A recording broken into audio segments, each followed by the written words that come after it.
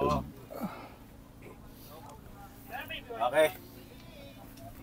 Welcome to my Kuya Boy Junior's ano. Ubusin ko muna yung kape ko. Tatang Arnold, live na po tayo eh. Beer na iniinom pag live. Oo nga live na yan. Welcome to Team Panalo. So, papalitan ko muna, tatabi ko muna yung aking coffee. Goodfellas Coffee. Siya nga pala, Goodfellas Coffee, ha? Baka naman. Panalo to, ha? O, yan. First question. Yep. Paano mo nagustuhan ng motocamping, overlanding?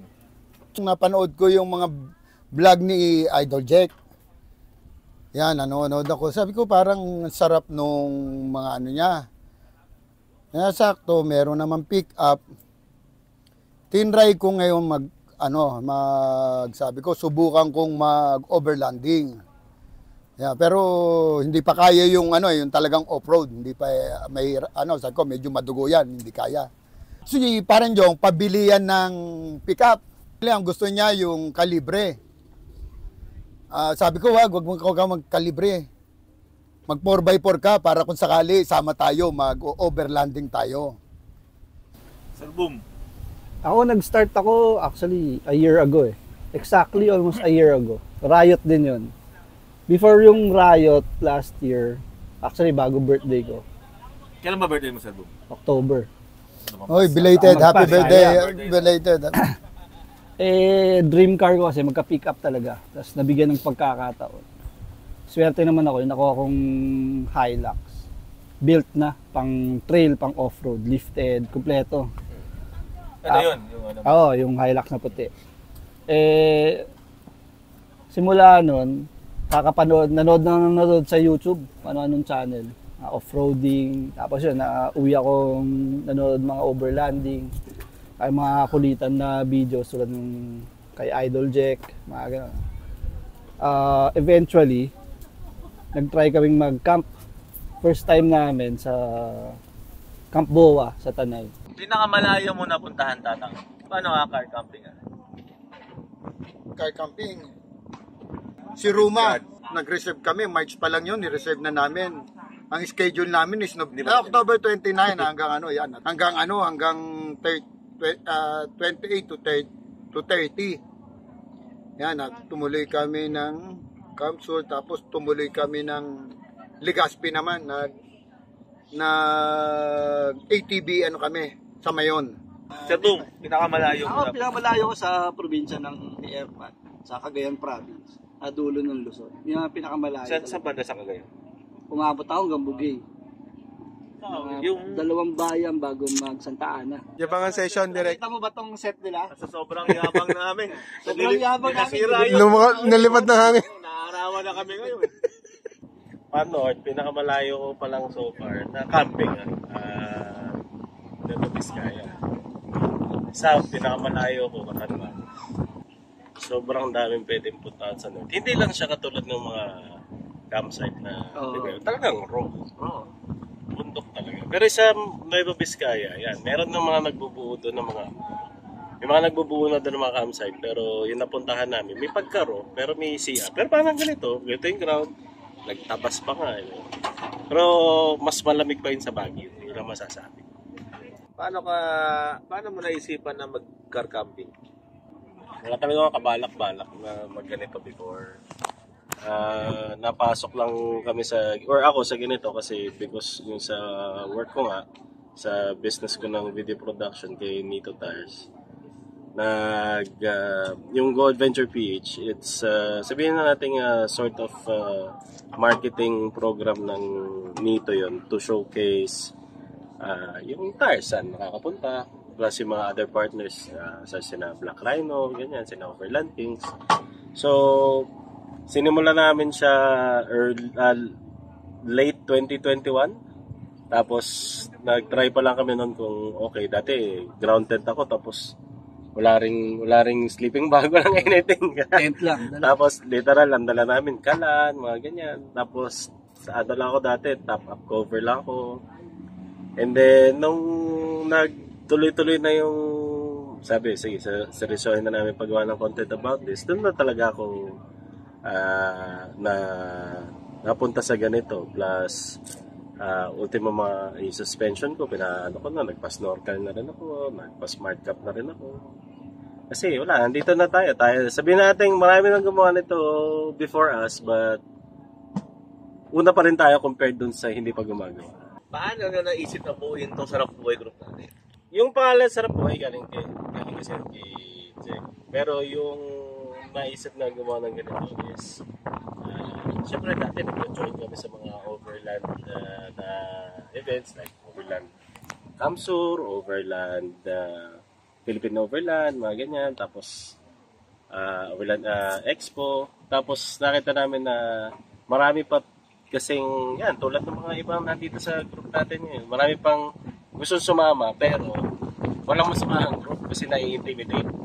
Nai-intimidate kasi yung mga sasakyan nila hindi pa katulad ng mga napapanood nila talagang pang end of the world kumbaga. So yun, sabi niya mag-host tayo kasi kaya nga location natin malapit-lapit lang muna para for those who wanna try.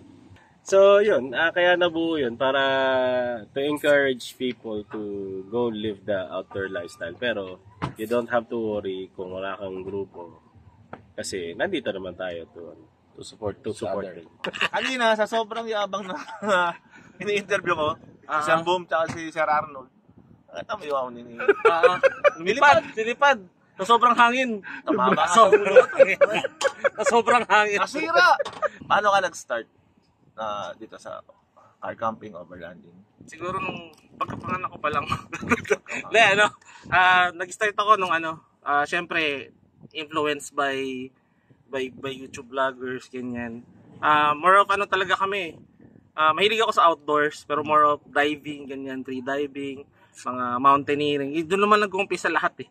Tapos parang, syempre, naging tito ka na. Parang, okay itong overlanding, okay itong car camping, hindi ka na maghihirap na umakyat ng bundok, dala mo na yung kotse mo. Then, the rest is history. Napanood ko na sila Jake, napanood ko lang yung mga ibang influence, even sila Gioong, no? Di ba parang na-motivate ka, na-inspire ka nila, na mag-car camping eh. Yun. May video camera tayo sa likod, oh. Yun, Pinakamalayo mo napuntahan, north and south, in terms of car camping. In terms of car camping, car camping ako, pinaka norte siguro sa Zambales na, Pangasinan. I think Zambales. Ay hindi, Tabeo, Benguet. Benguet, Lake Tabeo. Mas malayo pa yun. Napakalamig doon. Kung di pa kayo nakapunta doon, go na. Tapos sa south siguro, more of Batangas siguro. Hindi pa ako nakapag-Quezon nun eh. Pero siguro magiging south na yung latest na mangyayari na sa Kamsur. Yan. Yun na yung magiging pinakamalayo so far. Bukod sa rig, siguro yung mga, of course, yung mga tent, no? Darcy ang Darcy kasi ang brand. Yun yung kasi yung setup niya, pwede mo siyang gawing base camp. So para siyang triangle na ganoon, nakakabit sa awning, seamless siya. So pag mag-trail ka, tanggalin mo lang yung awning, may iwan yung tent. Pagbalik mo, kabit mo lang ulit, integrate mo. Yun yung parang pinaka-feature niya. Why Nissan? Nissan. Ako. Actually, Toyota. Napunta ka sa Nissan? Siguro more of comfort. That time hindi ko pa talaga ini-expect na gagamitin ko siya for car camping. Pero Nissan, comfort and siguro secondary yung reliability. Features, X eh. So, ang dami lang mga gandang kotse mga bagong kotse. Pero Nissan, reliability siguro, yung ease of pagbili ng mga parts, no? So, it's either, actually, to be honest, Nissan and Hilux, yung Navara Hilux, yun yung mga pinagpipilihan ko. Dati. Naghahanap lang ako ng pantrabahong sakyan. Nakabili ko ng Nissan. Then nag-ask din siya sa akin kung bibili siya ang pinagpipilian niya rin kasi Nissan at saka Hilux. Sabi ko, sige wala nang problema. Ang kuhain lang natin, kuhain mo lang kasi na-tiyempo ko. Ako na, inisip ko, kumuha akong 4x4 para kung sakali nga lang, kasi minsan sa trabaho, kahit kung saan ka man makarating, okay na rin. Nung bibili siya, kaya naman ang gusto niya is kalibre lang. Piningganyo ko siya na, hindi, bumili ka ng 4x4. subukan nating mag-overland pagkatapos. Yan. Kaya napapawa siya ng ano. Sir Boom, why Hilux? Ako ever since Toyota na ako. Unang sakyang nag-Sentra pala ako. Yung first car. Pero yun nga, next car ko, Toyota Vios. Check ko na, 170 na tinakbo. Buhay pa. Binili ko, 170 na tinakbo. Tapos, nakita ko yung reliability. Sunod na sakyan ko.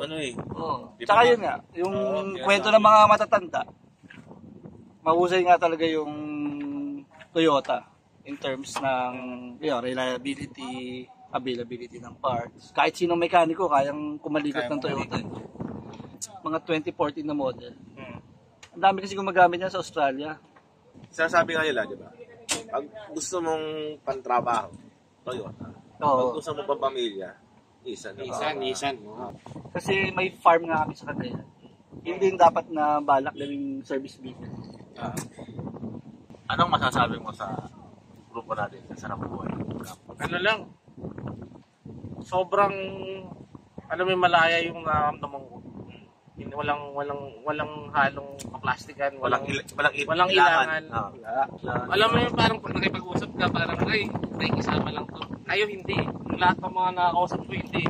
Pag in-approach mo talagang parang saya pa nilang kausapin kayo. So, ganun. Masaya. Hindi ko ma-explain into words, pero alam mo na yung sinasabi. Tama. Naulan na nga. Lumabas na yung May opening tayo, no? Ayun, closing na, closing. Closing. Ano ba closing natin? Taos? Sige, Saan taos. kasama ako dito? Lagi natin, di ba? Ang bagal mo, tata. Ay, ano? Naging tatang na si Ice Pop. Kaya na sinabi ko nung unang episode, di ba? Ang free bag lang po from top of road to and flow. Thank you po, ma'am. Thank you. Walang ego-flow na Walang kasama ng ego-flow. Wala. Butidos. Kung gusto niyo po sir ng ganyan, pupunta kayo dun sa dito lang. Wow. Thank you. Sakto sa video. Kaya na sinabi ko doon sa unang episode natin, di ba? Ang buhay, hindi pahaba. Yan, pasarapan. We live our lives to the fullest. Alright, Yun. sarap buhay. Buhay. Salamat mga bro. Thank you, El. Thank you, Chong. Arnold. Thank you, Boom. Siyempre, sa kay Kuya Boy. Kuya boy. Yan na. Umuulan na.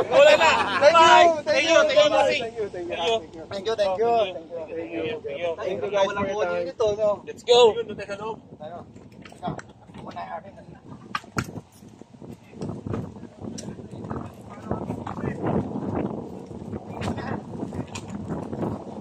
Ah,